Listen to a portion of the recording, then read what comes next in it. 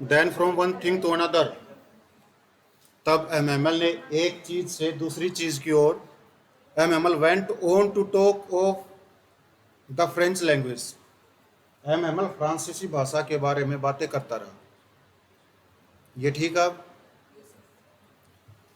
Saying that it was the most beautiful language in the world, ये कहते हुए कि यह संसार में सबसे ज्यादा सुंदर भाषा है। कौन सी भाषा? फ्रांसीसी भाषा, फ्रेंच लैंग्वेज। ठीक है। द क्लियरेस्ट, सबसे ज्यादा तार्किक स्पष्ट भाषा है। द मोस्ट लॉजिकल, सबसे ज्यादा स्पष्ट भाषा है। That we must guard it, कि इस भाषा को हमें गार्ड करना होगा, सुरक्षित रखना होगा। अमंग अस, हमारे बीच में। नेवर फॉरगेट इट, और इसको कभी नहीं भूलना होगा। एमएमएल ने बताया, किसके बारे में बताया है? फ्रांसीसी भाषा के बारे में। सबसे ज़्यादा स्पष्ट है, सबसे ज़्यादा तार्किक है, ठीक है, सबसे ज़्यादा सुंदर है, और इतनी सुंदर है, इतनी तार्किक है, इतनी स्पष्ट है कि हमें सबको इस भाषा को अपने अंदर सुरक्षित रखना होगा, बचा करके रखना होगा।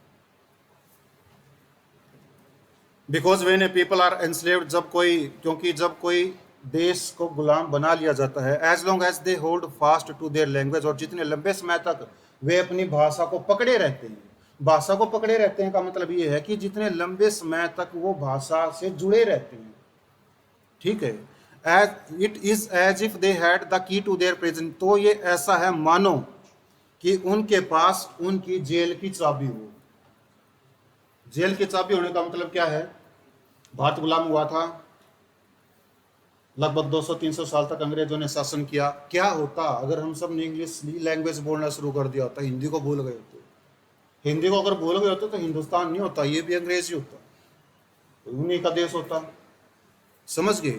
जितने लंबे समय तक तुम हिंदी बोल रहे हो, मतलब फ्रांसीसी भाषा बोल रहे हो, जितने लंबे समय तक इसको तुम पकड़े हुए हो, इससे जुड़े हुए हो, तो इसका मतलब ये होगा कि तुम्हारे अंदर कभी न कभी ये विचार भी आएगा कि तुम्हें आज़ाद होना है। आज़ाद होने का विचार मतलब क्या है? चाबी। Is it clear? Then he opened a grammar and read our lesson, तब उसने एक ग्रामर की किताब को खोला और हमारे लिए हमारा पाठ पढ़ा ग्रामर का। I was amaze to see how well I understood it, मैं हैरान हो गया था कि कितनी अच्छी तरह से मैं इस पाठ को समझ गया था। All he said seemed so easy I think too that I had never listened so carefully. सारा सब कुछ जो उसने मुझे पढ़ करके बताया, मुझे इतना आसान लगा, इतना आसान लगा, और मैंने भी है मान लिया था कि कभी भी इतना ध्यानपूर्वक मैंने सर को, टीचर को नहीं सुना था।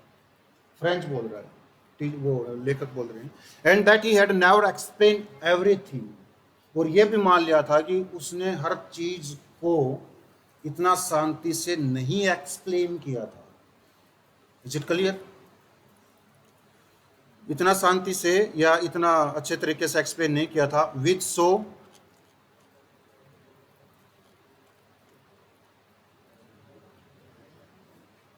मच पेशेंस, इतने ज़्यादा पेशेंस के साथ। पेशेंस होता है धैर्य, और मैंने ये भी मान लिया था जितने ज़्यादा धैर्य के साथ उसने मुझे कभी ऐसा समझाया नहीं था। It seemed almost as if the poor man wanted to give us all he knew before going away.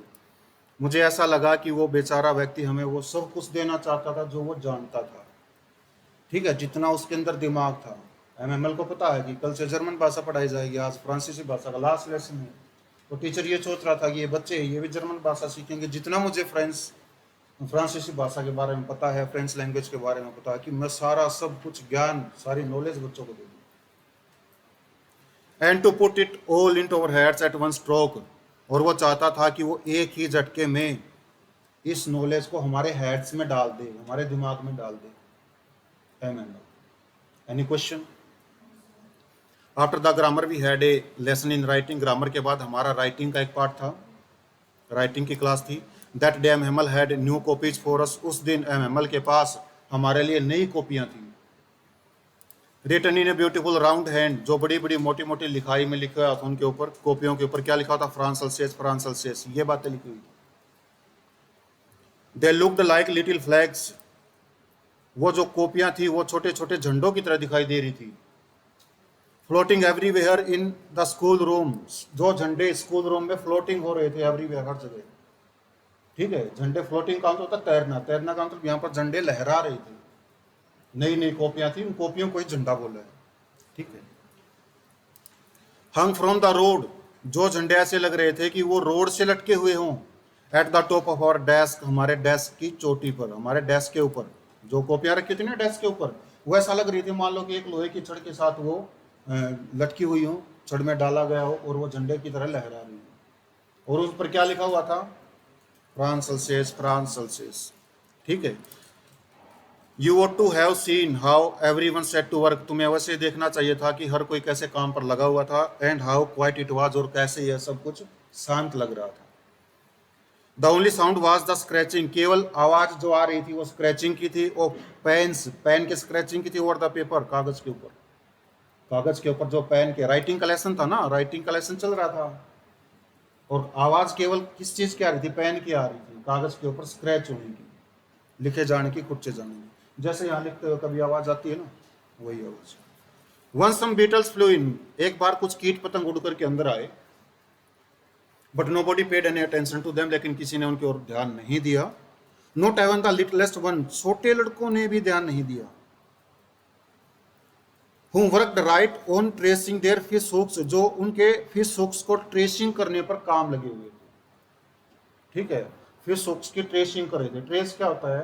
जब छोटे बच्चों को हम काम देते हैं ना, जैसे नर्सरी में कोई बच्चा हो, ठीक है, उसको लिखने की जब हम आदत डालते हैं ना, हम क्या लिखते हैं? उसको ऐसे लिख करके देते हैं और ऊपर लिख देते हैं ट्रेस द वर्ड। वो घर जा करके क्या करेगा? पेंसिल के साथ इसके ऊपर से लिख करके आएगा ताकि उसको लिखना आ जाए। वो फिश हुक्स के साथ ट्रेसिंग कर रहे थे। Is it clear? As if, मानो दैट वाज फ्रेंच, कि मानो वो फ्रांसीसी भाषा हो। टू भी, मानो कि वो भी एक फ्रांसीसी भाषा हो, फिश हुक्स के साथ लगे हुए थे। On the roof the pigeons cooed very low, छत पर जो पिजन्स थे कूड, कूड करे थे। कूड का मतलब कू की आवाज करना, जैसे कबूतर करते हैं। छत पर पिजन्स की कू की आवाज कर रहे थे। And I thought myself to myself, और मैंने अपने मन ही मन सोचा था, will they make them sing in German even the pigeons, क्या वो उनसे भी जर्मन भाषा में कू करवाएंगे? कबूतरों से भी। फ्रेंच सोच रहा था, कबूतरों की तो अपनी खुद की लैंग्वेज होती है, और वो इस देश में है, और इस देश को गुलाम कर लिया गया है, तो मतलब कबूतरों को भी गुलाम कर लिया गया है, तो क्या कबूतरों से भी वो जर्मन भाषा में बुलवाएंगे? ये बोला उसने। Whenever I looked up from my writing, I saw Emmanuel sitting motionless in his chair and gazing first at one thing, then at another. जब कभी मैंने अपने राइटिंग लेसन से ऊपर की ओर देखा, मैंने देखा कि एम हेमल अपनी कुर्सी पर मोशनलेस बैठे हुए थे। मोशनलेस का मतलब निश्चल बैठे हुए थे, कोई गति नहीं थी। और तब एक चीज से फिर दूसरी चीज की ओर, as if he wanted to fix in his mind, मानो कि वो एक चीज को दूसरी चीज की ओर, मानो कि अपने दिमाग में फिक्स करना चाहते हो। Just how everything looked in that little school room, जैसे कोई चीज उस छोटे से स्कूल के कमरे में दिखाई दे रही थी। छोटी मोटी जितनी भी चीजें हैं, वो एक चीज को देख रहा था, फिर दूसरी चीज को देख रहा था, फिर तीसरी चीज को देख रहा था, एक एक करके एक एक चीज को देख रहा था, अपने दिमाग में फिक्स करना चाहता हूँ कैसे दिखाई दे रही है। फैंसी मीनिंग अरे, फैंसी का मीनिंग अरे।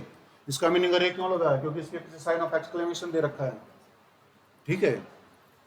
अरे for 40 years he had been there in the same place, अरे 40 सालों तक वो एक ही स्थान पर रहा है।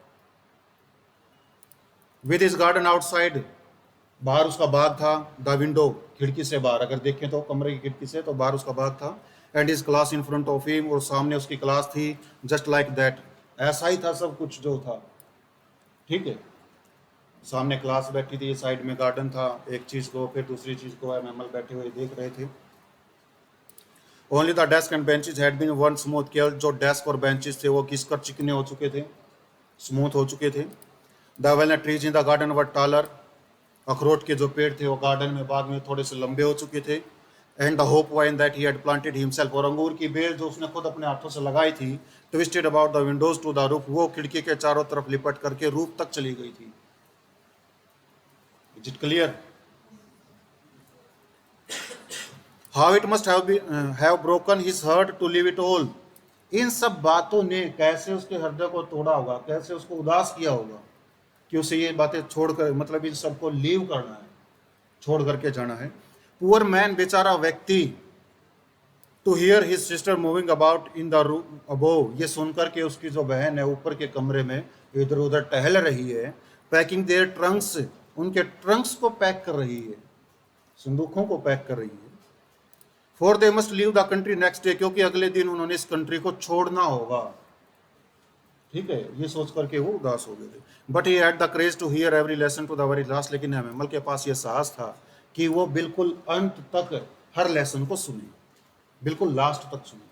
उनके पास ये साहस था, मतलब ऐसे छुट्टी नहीं दी, कोई बात नहीं, कल से जर्मन तो पढ़ानी है, मैं तुम्हें क्या पाठ दूंगा, चलो आज घर ही चले जाओ, नहीं, उसने बिल्कुल लास्ट तक वो लेसन सुना, ये करेज था उसके पास। After the writing we had a lesson in history, लेखन के बाद हमारे पास इतिहास का पाठ था, इतिहास की क्लास होनी थी। And then the babies chanted their ba be B बोबू, ठीक, और जो बेबीज थे, बेबीज का मतलब छोटे बच्चे उसकी क्लास में आए हुए थे, वो छोटे बच्चे उन्होंने अपने ये जो है ना बा बेबी, वो ये चैंट किया, गाया है। कैसे गाया है? जब छोटे बच्चे होते हैं ना क्लास में, जब उनको शुरू शुरू में, जैसे मैंने अभी ट्रेसिंग का एग्जांपल दिया है, छोटे बच्चे थे उनको बताया जाता है, जब वो फर्स्ट क्लास में सेकंड क्लास में थे, 1, फिर वो रिवाइज वो बोलेंगे 1 2, 12 खड़ी हैं बा बेबी बो, समझ गए? ये 12 खड़ी उन्होंने गाई थी। ठीक है, जैसे छोटे बच्चे बोलते हैं 2 2 जा 4, 2 3 जा 6, फिर वो रिपीट करते हैं, ऐसे उन्होंने चैंट किया था। Is it clear? अब समझ आ रहा है? Down there at the back of the room, पीछे क्लास के कमरे में, Hauser had put on his spectacles, Hauser ने अपने चश्मे पहन लिए थे। वही बूढ़ा होजर जो कायदा लेकर के आया हुआ था, उसकी बात हो रही है। And holding his primer in both hands, और दोनों हाथों से अपने प्राइमर को पकड़े हुए, spelled the letters with them, उसने उन छोटे बच्चों के साथ लेटर्स को स्पेल्ड किया। वो भी बोलने लगा 12 कड़ी देख करके, बा बे बी बो, समझ गए? You could see that he too was crying, तुम देख सकते हो कि वो भी रो रहा था। His voice trembled with emotion, उसकी आवाज भावना से कांप रही थी। And it was so funny to hear him, और उसको सुनना इतना मजाकिया लग रहा था उसको सुनना, that we all wanted to laugh and cry, कि हम सब हंसना भी चाहते थे और रोना भी चाहते थे। How well I remember it the last lesson, अरे कितना अच्छी तरह से मुझे वो आखिरी पाठ याद है। All at once the church clock struck 12, तुरंत जो स्ट्रक क्लॉक है, वो चर्च की जो घड़ी है, उसमें 12 बजे ये घटना जब चल रही थी। देन द एंजलस, तब एंजलस हुई। What do mean by Angeles? प्रार्थना। एंजलस समझ गए? प्रार्थना हुई। At the same moment the trumpets of the Persian, क्यों आवाज कर रहे हो? एट द सेम मोमेंट, इसी पल, पर्शियाई लोगों की तुरही, रिटर्निंग फ्रॉम ड्रिल से वो जो रिटर्न कर रहे थे, अभ्यास करके वापिस आ रहे थे, साउंडेड अंडर आवर विंडोज, हमारी खिड़की के नीचे बजने लगी थी। कुछ मीनिंग पूछना है? समझ में आया? मुझे नहीं आया समझ में, मुझे बताओ what do mean by trumpets?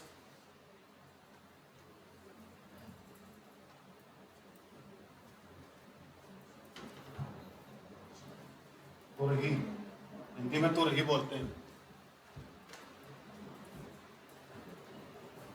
तब एंजलस हुई, और उसी समय पर्सियाई जो सैनिक थे, सोल्जर थे, वो अपने अभ्यास से वापिस आ रहे थे। कहाँ अभ्यास कर रहे थे? सामिल के पीछे।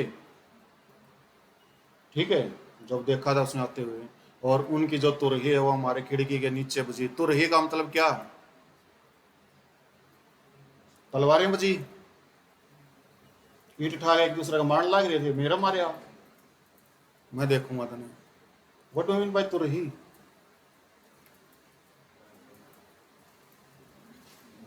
ये है तुरही।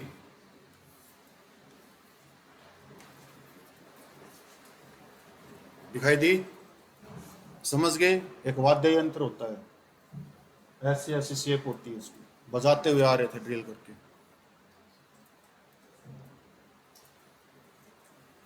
एमएमएल स्टूड अप, एमएमएल खड़े हुए, वेरी पेल, बहुत पीले पड़ चुके थे, इन चेयर, अपनी खिड़की कुर्सी से वो खड़े हुए। आई नेवर सा हिम लुक सो टॉल, मैंने कभी भी उसको इतना लंबा नहीं देखा। रेंज बता रहा है। माई फ्रेंड्स, मेरे दोस्तों, said he, उसने कहा, I but something choked him. उसने कहा मैं बोल नहीं पाया, आगे किसी चीज ने उसको चोक कर दिया, ठीक है, उसका गला रुंध गया। रोते टाइम जब कभी इमोशनल हो जाते, बोल नहीं पाते ना, गले से आवाज नहीं निकलती, निकालना चाहते हैं, तो वो सिचुएशन थी चोक की। He could not go on, वह जारी नहीं रख सका, MML। Then he turned to the blackboard, तो वो ब्लैक बोर्ड की ओर मुड़ा। took a piece of chalk, चाक का एक टुकड़ा उठाया, and bearing on with his all might, और अपना पूरा जोर लगाते हुए, he wrote, उसने लिखा, as large, इतना बड़ा लिखा है, he could, जितना बड़ा वो लिख सकता था, Vive la France। ये फ्रांसीसी language, it means long live France, France तुम जीवित रहो, बोर्ड पे लिख दिया उसने। Then he stopped, तब वो रुक गया, and leaned his head against the wall, अपना सिर दीवार के साथ लगा लिया, and और विदाउट ए वर्ड, बिना एक शब्द कहे, he made a gesture, उसने एक इशारा किया, to us, हमें, with his hand, अपने हाथ के साथ हमें उसने एक इशारा किया। School is dismissed, school dismiss होता है, यू मे गो, तुम जा सकते हो, ये उसने इशारा किया था। Any question?